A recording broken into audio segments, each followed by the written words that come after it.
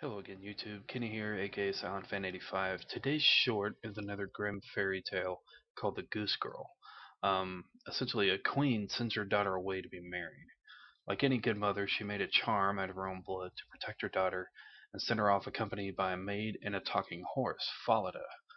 After a short time, the princess became thirsty and asked her maid to fetch her a drink of water from a nearby river. But to her surprise, the maid refused, saying, "If you want a drink, get it yourself. I won't be your servant." When the princess leaned out over the river to drink, her mother's charm fell off her dress and swept away by the current. Seeing the princess left unprotected, the maid forced her to swap clothes and horses, and to swear an unbreakable oath that she would tell no one her true identity.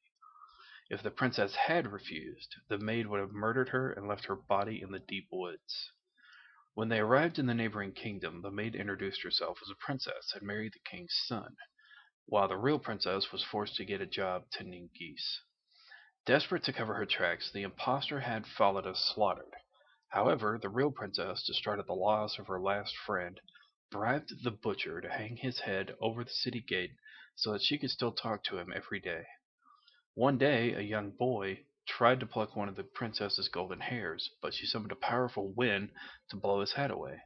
Annoyed, the boy told the king about the strange girl who talked to horse skulls and controlled the weather.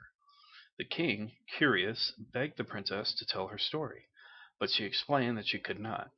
The king, now even more curious, suggested that she might feel better if she talked about her problems to the stove, but secretly lurked outside and eavesdropped on the whole story. He then married his son to the real princess and had the impostor flung naked into a spiked barrel and dragged around the city until she died.